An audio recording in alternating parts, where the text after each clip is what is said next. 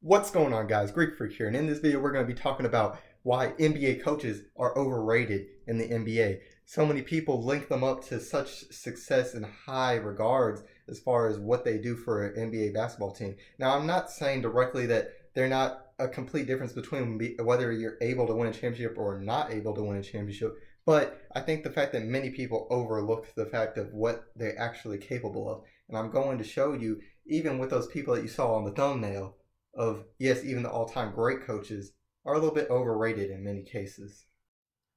And I just want to tell anybody that's new out there that this channel directly is now going to be sports related content for basketball and football, baseball a little bit, and I'm going to keep within, of course, my knowledge of things, and I'm going to talk about just different things and topics that go out. And if you guys want me to talk about anything directly, make sure you leave that in the comments below. If you enjoy the video, leave a like and subscribe if you want to become a part of the Greek army and get daily content.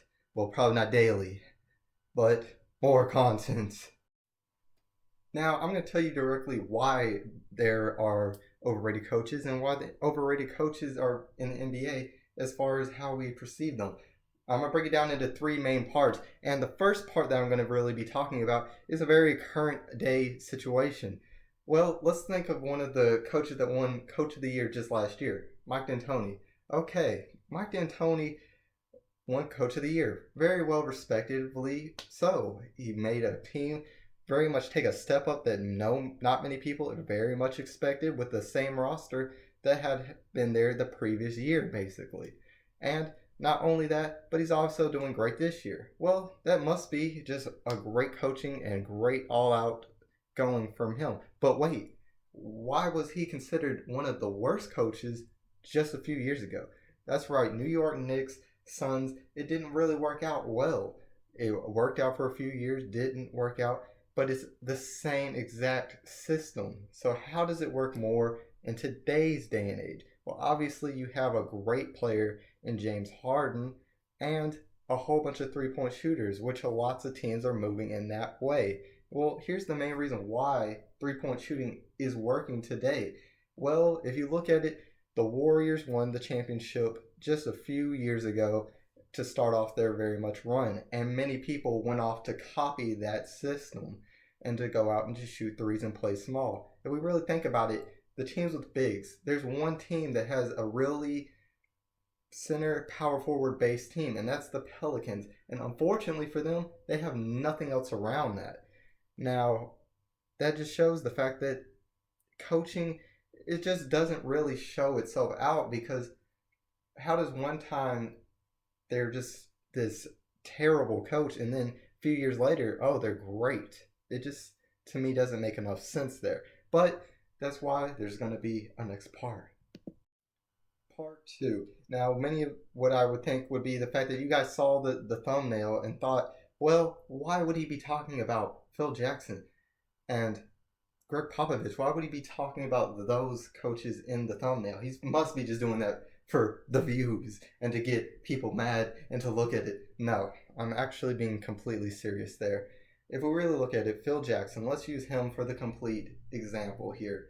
Now, Phil Jackson obviously had a great system that ended up working out. His first job, of course, with the Chicago Bulls, very much a successful one, ending up with 6 championships in the ending runs with it. Doing very good. Even in the absence of Jordan being gone, the team still looked to be pretty good there. That really does seem to be great. But then there was a second part where he ended up going to the Lakers.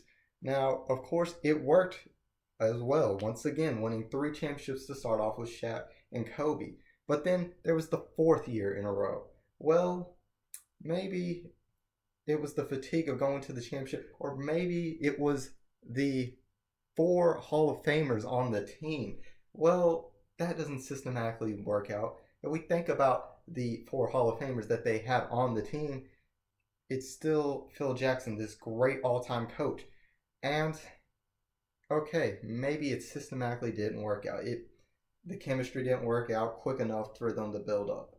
But then, not only that, Shaq left and many of them left, and then they didn't make the playoffs for a few years. So you're telling me an all-time great coach didn't make the playoffs all of a sudden? Isn't that kind of just strange there?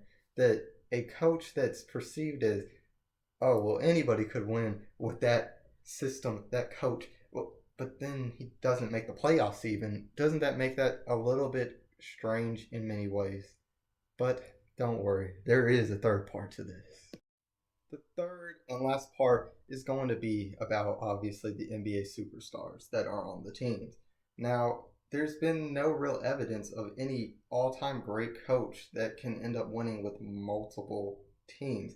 And there's only been one team in NBA history to ever even win a championship without a superstar player, and that would be the Detroit Pistons in 2004. But that doesn't really considerably work out. And it's very strange that did happen against Phil Jackson and the Los Angeles Lakers in a time where they had 4 Hall of Famers. I think it is very strange in that situation. But maybe that's just the case. But if you really look at it, let's take it on to a chase with Pat Riley. Pat Riley was a part of the coach for the Showtime Lakers, Magic Johnson, Kareem, you know the group. Now, of course, but nobody ever talks about the Knicks years, even though they were also pretty good years as well. He also had Hall of Famers there that he was working with, and yet there were times where many people today don't consider them to be good anymore. When I sit there and I look through comments and see the other people talking, I don't see many people sitting there saying good about the Knicks, even though they did make a finals one year and ended up getting beaten a 7-game series. But very much so, I don't see many coaches really look up after that. When Tim Duncan retired, I don't see the fact that the Spurs will be able to come back. Now, this is where I do want to put out my credit for the coaches, though, in this point. Now, of course, I've been talking about the fact that they're overrated, but I do want to mention the parts that I think that they are valuable in and the parts that they are needed in order for success for teams. Coaches don't help the superstar players ending up winning championships. What they end up doing to help teams win championships are they help the smaller players, your bench players, people like that. Those are the ones that determine winning championships. If you really think about it, whenever you talk about championship runs and multiple runs, the thing that goes with the fire, that goes with teams, is the change in the bench. The one thing that many people thought about the Warriors whenever Kevin Durant went there, why it wouldn't work, is because, well, you don't want to get rid of something that's working. The whole team. Him having to go there made them have to change up bench players, things like that. That's why they're a better team for the next year, the year after, because they have to look for newer players. Those bench players, their superstar players never get tired directly of winning when they're in the moment. Now, in the regular season, they may get tired, but bench players also will feel a little bit more. And it's a little bit of the good thing because they are going to want to get paid more. They're going to want to think, can I play a bigger role? I've won the championships before. They don't get that same feeling of, I need to win. I need to go play hard and really win for the championship, where that's when you need newer players. And coaches are great at being able to tell the bench players the small little things, the details that they need to go into, younger players, things like that. A good example is Tom Thibodeau with winning Coach of the Year and being the number 1 seed in 2011 with a roster that, if you name today, if I were to name the ones that average over 10 points per game, I would only name Derrick Rose and Taj Gibson right now. And there's absolutely nobody else who averages even 10 points per game today. And to think, that's only 7 years ago. None of those players really should have been completely gone from basketball as far as any formal way.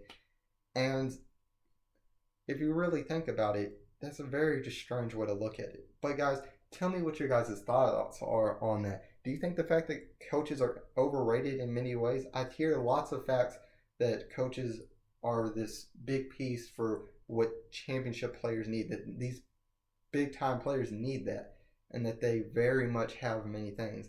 And if you enjoyed the video, make sure to leave a like. Tell me what your guys' thoughts, of course, are again, and subscribe if you need more content. And subscribe to become part of the Greek Army today. And as always, this is Sparta.